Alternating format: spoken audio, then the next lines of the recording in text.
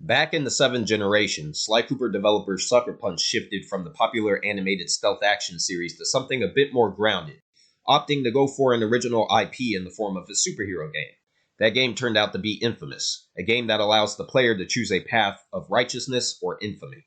Now, this may come as a surprise, but I'm not actually a big fan of the Infamous games, especially the first one. Whereas Infamous 2 was a much improved take on the concept of being a rogue superhero or villain, Infamous 1 was held back by a few core design choices all the way down to the engine that Sucker Punch was using at the time.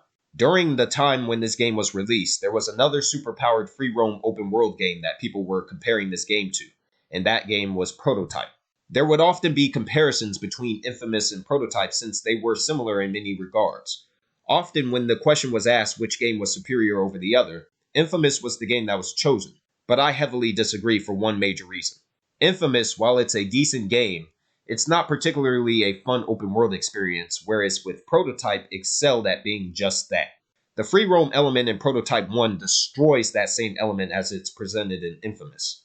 Most of what you do to get around the environment within Infamous is simply running through the streets of the city, despite the fact that you can go up on the rooftops and free roam that way. Unfortunately, there isn't a quick way to get up on the rooftops of any building, which cripples the free roam system.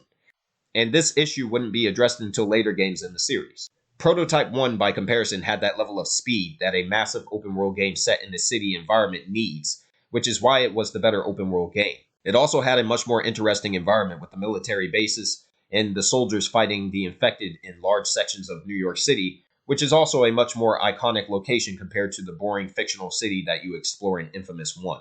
Another big reason why the free roam sucks in Infamous 1 is due to the constant interruption from the gang members you come across randomly while exploring the city, who can easily kill you within mere seconds depending on the difficulty level you're playing on.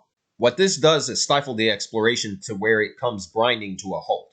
The biggest problem with Infamous, however, is the fact that despite the game apparently having been marketed as a superhero title, it's ultimately presented as a third-person shooter with a questionable cover system and a terrible melee combat system that wouldn't be improved until later games in the franchise, which is why I much prefer Infamous Second Son to the previous two games in the series, and prefer Infamous 2 greatly over the initial game.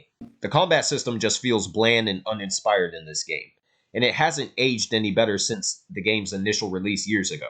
Another big problem with Infamous is the engine, which is clearly recycled from the Sly Cooper games, which is why the characters have this weird twitching effect during their animations. That worked in the Sly Cooper games because they were animated, and the characters were these anthropomorphic animals.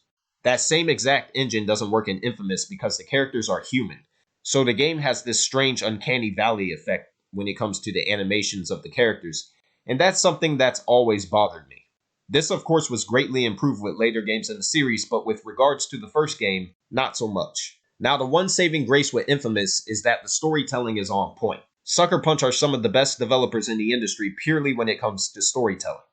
Nearly all of their games have expertly crafted stories that benefit from their presentation, character development, and concrete focus on important themes.